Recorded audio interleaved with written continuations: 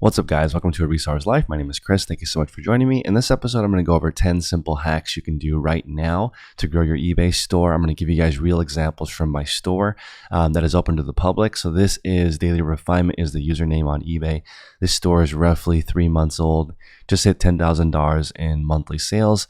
Now I want to move to $10,000 net. So for that's around $30,000 to $40,000, depending on what items I'm selling in this store. I should reach that in a little under 2 months at this pace. So the first thing that I want you guys to do is look at what I sell to get an idea. But the way to do it is to go to a person's store and click on left for others, feedback left for others, to find out what they're selling. Usually bigger sellers do not share their listings and they're sold because the replenishable items are hard to find. So you can go in here and click on feedback left for others and kind of get an idea. So you can see I only have 48 feedback in the last month, but 412 sales. So there's a big discrepancy there, but the way to really research people's stores is to go into the feedback left for others. The first tip is you want to cross list on platforms that make sense for you. So if you suck on one platform, you're going to suck on all platforms. Make sure one store you're actually reaching the sell-through rate that you're looking for. In this store with almost $11,000 in sales, they've only had 100K listed in this store for about 10 days. So as this grows, I'm expecting a 15% sell-through rate. So right now, without listing anything else the rest of the month, in the next 30 days, it should have $15,000 in sales. So 15% of this 100K, just maintaining this store, making sure things are priced accurately. But I want to add another 5% sell-through rate on Poshmark. So I just started cross-listing again. As you guys know, my closet was actually turned off for a week while I was hiring a new VA. So now the listings are going to go up, be cross-listed across. So all 1,500 listings will be cross-listed in the next week or so on Poshmark. I'm hoping between Poshmark and Mercari to have at least 5% sell-through rate, meaning on 100K, I'd expect $5,000 in sales between Poshmark and Mercari. That's my expectation, but from my experience, it's usually higher than that. So you can see here in my, yesterday I had, I shipped last night. So between last night and today, I've had 4 sales. I do have same day shipping, but in the same time, I've had 1 sale on Poshmark and 3 sales on Mercari yesterday. So as you can see, it's almost the same as eBay, Poshmark and Mercari, but that's not my expectation. These sites are smaller. People trust eBay more. And the reason why you want to cross-list is because you get more Google traffic.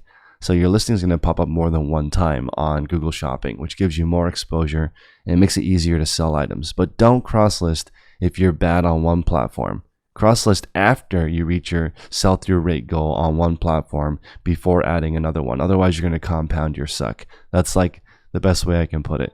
If you suck on one platform, you're going to suck on multiple platforms. So make sure you get down one pat before you move to the next one. Number 2, I want you guys to connect Trugether and Bonanza. These are 2 free sites that sync with your eBay store. It's easy to hook up. It's free. Trugether, Bonanza. This will add additional sales to your without doing anything extra. Just make sure that it actually ends the item on eBay when you sell the item. I've had probably 50 sales on Trugether and Bonanza recently. That helps you basically diversify your platforms without doing any additional work. So that's just like free marketing. Take advantage of it. Don't sign up for the premium versions. It's not necessary. Okay, next is you may want to toggle, this is number 3, promoted listings on and off. So you can see here, I turn promoted listings off usually on for about a week, and then I turn it off. And I do it at 1% and I'm experimenting. My idea is to pay eBay as little as possible. So you can see here, I turned it on yesterday and had 2 sales. So right when you turn it on, you're going to get this big boost to traffic, but then from my experience, it tapers off. So I want to repeat that. So I frequently want to launch it maybe once or twice a month to get that boost to sales, turn it back off. That way, each time I turn it on, I'll get that hit of extra sales and pay as little as possible. Now, keep in mind, there is a 30-day cookie for eBay, meaning if somebody clicks on your listing and then a few days later you turn off promoted listings, if they buy within 30 days, you still get charged the promoted listings fee, which in my opinion is fair, because the initial traffic was generated by promoted listings. I don't think you need to do trending. I don't think you need to do more than 1%, but it depends on your category. If you're in a very competitive category, maybe you need to do a little bit higher. But again, usually if you're selling a popular item, you don't need to do promoted listings at all. I'm only doing this because it's a way to give you a quick boost, and it's something to experiment with. But again, my recommendation for promoted listings is actually not to use them at all. But if you want to use them as a tactic, go ahead. But again, you don't need to. If you sell quality items, they'll sell without promoted listings. Okay, now there's a couple of tips in the bulk editor that I want to show you guys that I do. Sometimes I turn off best offer. Sometimes I turn on best offer. You're going to get more offers and more sales if you have best offer on, but it's a little bit of a pain in the butt to answer all the offers. This morning I woke up to about 6 to 10 offers because I currently have best offer on, and I just toggle it on and off. And sometimes it gives me, I turn it on so I can get a gauge of the market. If there's a lot of offers coming in, I know I can just turn off the best offer on that one and it will sell naturally. I just did that with a pair of Stacy Adams shoes. It was at $40, and I got multiple offers at $25.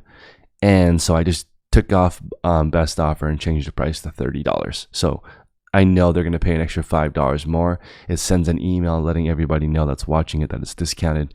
That way I can remove. I don't really accept best offer because I don't want to wait for people to pay. So I usually decline with the message, I agree to your offer, I just lowered the price. Let me know if that works for you.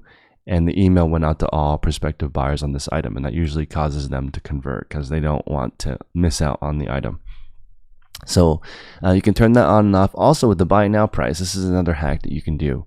This is number 5. You could increase your listings by $1 or $2 or $5, and then decrease them by $1 or $2 or $5. On and off, you can change it, toggle it. Sometimes when you increase the price, it improves the perceived value of the item.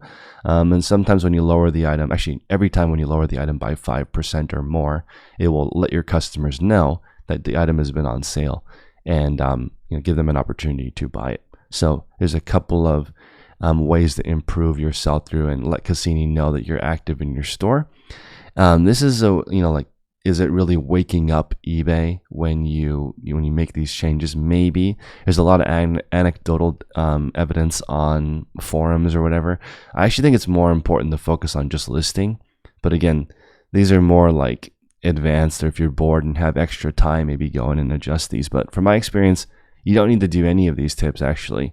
If you just list quality items at a good price, they'll sell without all these tactics.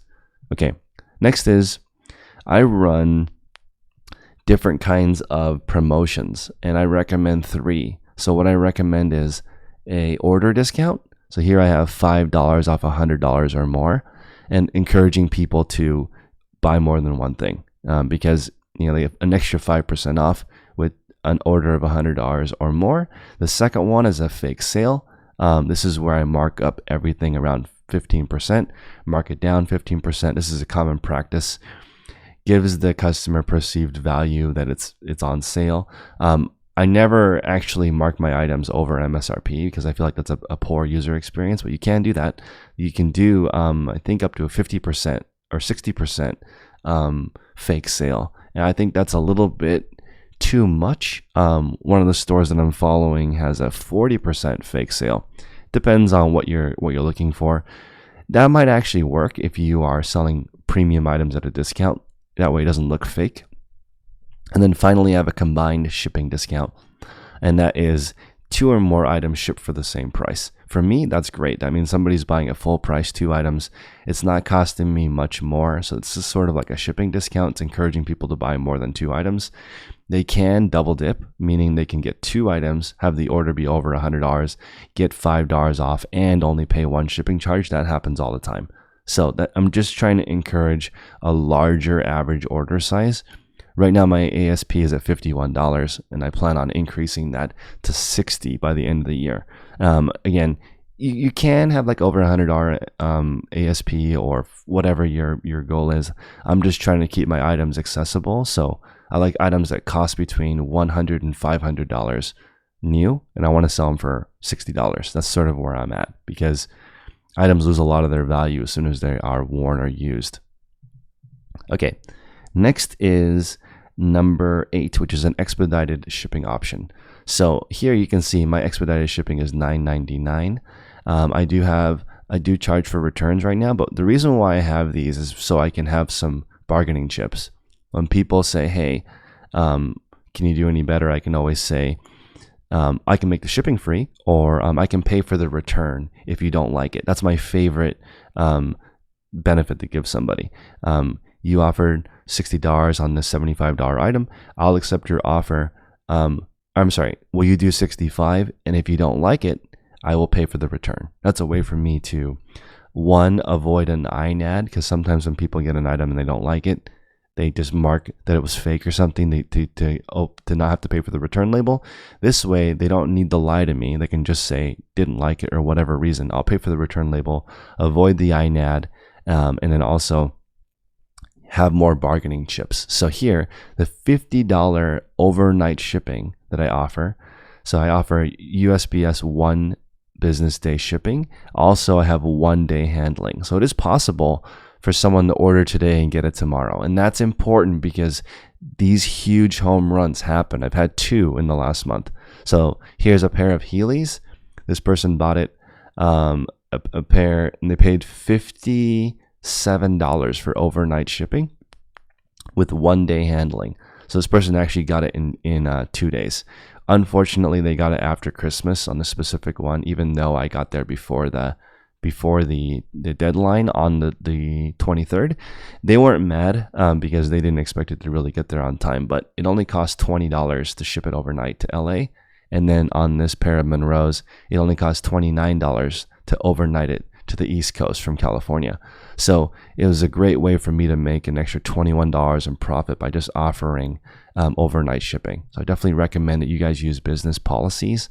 So you can see here in my business policies, I have basically 3 policies: return policy, payment policy, shipping policy. These are the 3. This one hasn't been updated successfully because it has a pending best offer. But basically, I use these policies to save time while listing, and it just always buyer pays return shipping. There's an insert in my items letting people know, if you don't like the item for any reason, let me know and I will pay for return shipping. So since I've done that, I've had 0 INADs. So INAD is item not as described.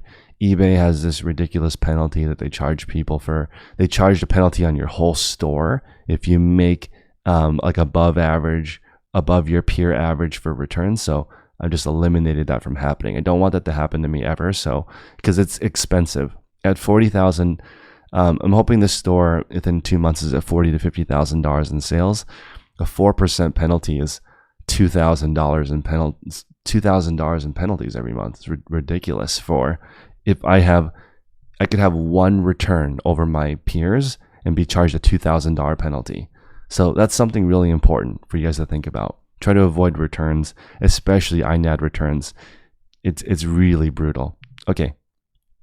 So next is the fake book edit. This is from Lavender Clothesline, Karen.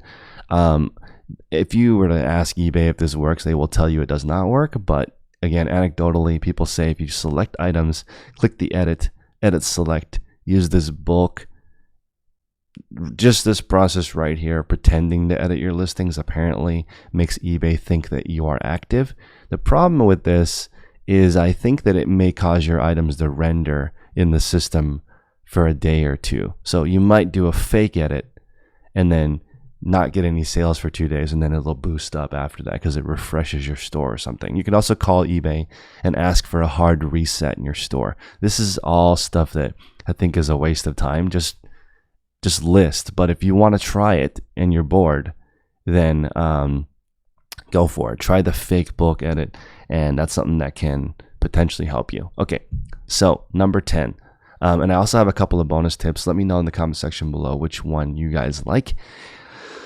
So number 10, I want you guys to work in tandem with somebody or against the timer. This is really important because listing is a little bit monotonous, sourcing is monotonous. All of this is just buying low, sell high over and over again, listing, getting items listed, and also having some time to go in and maintain, adjust, run sales, make sure all your inventory is moving. It's easier to do with a partner. You could go into a coffee shop once a week, meet somebody, do your accounting, run some sales.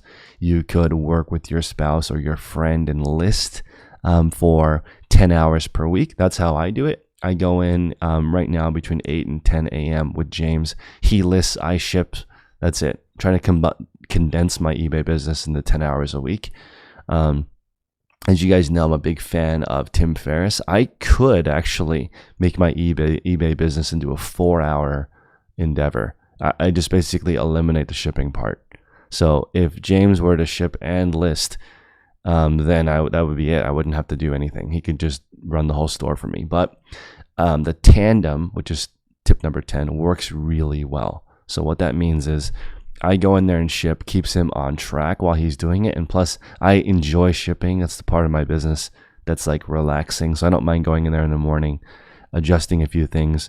I'm having the VA in the future print all my labels for me remotely. I have a hotspot in my unit and it's plugged into my power. I use an external power at my storage unit. So I'm going to have my VA actually print the labels remotely before I get there. So the label will have written on it what it is. So I can just go there, pick the items, put the label on it and be done. I won't have to print the labels anymore, which is nice. That's going to even reduce my time down to probably an hour for shipping. So that's really cool. And number 11, another bonus tip. And this is the final tip. So if you guys appreciate this type of content, and you're still here after 16 minutes, I appreciate your time. But this is once you get your goal. So each week, for me, my goal is 30 listings a day, 7 days a week. Once you have that goal, don't share it with people who don't care. Okay, only share it with people who can actually help you. Share your goal with me. Share your goal with another positive person in the community. And then after you share your goal, share your action plan. I actually don't care, and no one cares if you share your plan. You share your goal without a plan, because it doesn't mean anything. If you say, oh, I want to build an eBay store or I want to build a Poshmark closet, but you don't have a plan, then it doesn't matter. It's like you're wasting everybody's time. You want to hang out with specific people with specific plans so that you can compare and adjust and reach your goals. Too often you hang out with people who are vague. Oh, I want to list, $500 to $1,000 a day. That's, when are you doing that? 500 and 1,000 that's a huge difference. That's like double. That means you have no plan. So I don't want to hear that from people who are sharing their goals with me. Those are people that I ignore. I want people that say, Chris, before 9 a.m. Or before my family wakes up, I want to get 5 listings up, and that's going to, fund my 401k this year while I have my regular job. Something like that. Very specific, very easy to follow, and that's really going to help you guys get to the next level. Make a goal, make a plan, share it with somebody who actually cares. More often than not, your significant other will not care. They already have a busy day life. When you go home, try to share something different with them. Don't bother them with your e-commerce business. Just talk to other people who do it all day. They care a lot more. They're going to give you better feedback. They're not going to doubt you.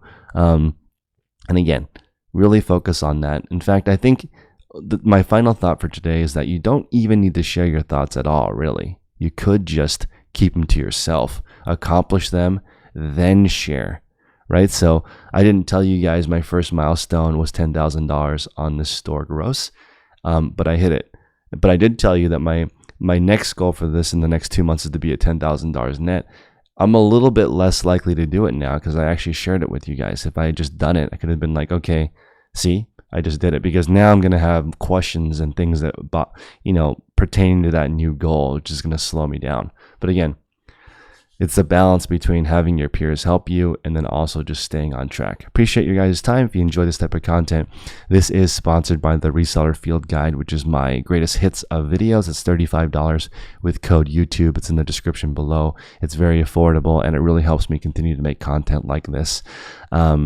So that, again, is in the description below. Reseller Field Guide, I appreciate it. I also have a free Facebook group called the Reseller Collective.